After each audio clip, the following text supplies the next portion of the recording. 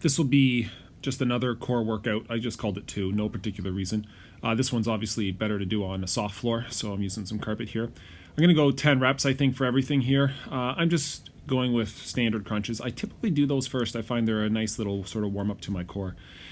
And then I'm going to do, I don't know, I just call them crossovers. I'm really trying to get my shoulder off the mat and twist with my core. Elbow to the knee, opposite elbow and knee there.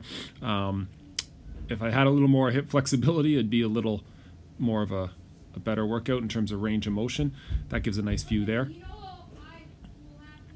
And I'm just doing 10 reps each side. And you'll notice I started with my right arm the first time. I think my second set I'll do my right arm again. Then my third set I will do my left arm to start. I try to be as symmetrical and balanced as possible when you're doing odd numbers. It can't be perfect. These are called, to me, jackknives. Sometimes I see people call them in and outs. And 10 reps. And then I'm going to rinse and repeat. So I'll do my generic crunches first. This time, if you're really paying attention, I cross over one foot. I don't know if it really makes any difference to the abs. So I put my left on top. In my third set, I'll put my right on top. And again, I'm doing 10 reps. You can see I'm a little more tired. I'm using my arms for a little momentum there. Subtle things like this, I've got my arm to my side. You can make it harder by moving your arm above your head. It just changes the center of mass. But I find 10 reps of this, and I've got a decently strong core, works well.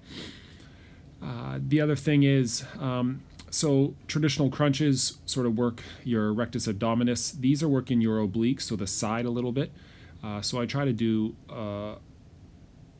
the whole abs, including the obliques, and that's what is starting to factor into the core. And then I'll finish off with jackknives again. To make these harder, you could lean back more when you're going backwards. I could also get my feet a little, or legs a little straighter. Toes, you want to keep flexed. Mine are kind of neutral, but not pointing down. Or you could put your hands above your head when you're doing that to make that even harder. All depends on what level you're at. And I'm going into a third round. Notice I have the other foot over. Again, does it really make a difference? Probably not. This is kind of based off your traditional sort of resistance training, sort of 3 sets. It's nothing special, but I feel like I get a pretty good burn in about 3.5 minutes of exercise. And you can see I'm getting a little fatigued there, using a little more momentum than I was to start. And I'm going to finish off with the other. Remember, I said I try to balance it, and so I switch which leg I start with as much as I can. And you should be breathing out on the rep up. That's on everything there. Out and in, out and in. And then I'll finish off with my third set here.